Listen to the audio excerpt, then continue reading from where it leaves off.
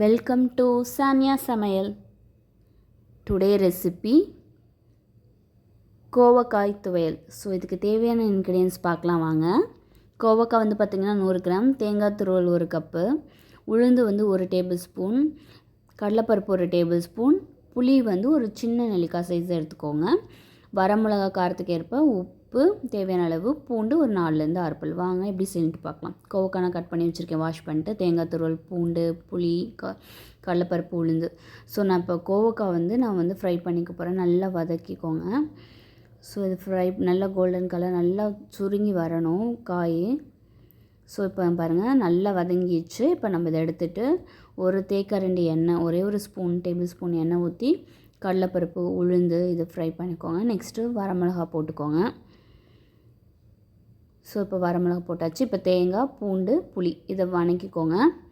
நல்லா ஓரளவுக்கு colour change ஆனோன்னா of பண்ணிவிடுங்க. இப்போ நம்ம இதை எல்லாத்தையும் ஆற வைக்க போகிறோம். ஸோ இது இப்போ நான் கோவக்காய், வரமிளகா, புளி, பூண்டு இதை மட்டும் அரைச்சிட்டு அதுக்கப்புறம் தேங்காய் துருவல் ஆட் பண்ண போகிறேன். ஸோ பாருங்கள், லைட்டாக ஒரு சுற்று விட்டுட்டு இப்போ தேங்காய் துருவல் போட்டிருக்கேன். இப்போ உப்பு போட்டு லைட்டாக தண்ணி ஊற்றிக்கோங்க. குறைன்னு அரைச்சிக்கோங்க, நைஸாக அரைச்சிடாதீங்க. ஸோ இந்த ரெசிபி உங்களுக்கு பிடிச்சிருக்கோன்னு நம்புகிறேன். பிடிச்சிருந்துச்சுன்னா லைக் பண்ணுங்கள், ஷேர் பண்ணுங்கள், மறக்காமல் சப்ஸ்கிரைப் பண்ணுங்கள். பக்கத்தில் இருக்க பெல் நோட்டிஃபிகேஷனை ப்ரெஸ் பண்ணுங்கள். நம்ம போடுற வீடியோஸ் எல்லாமே உங்களுக்கு வரும். தேங்க்யூ.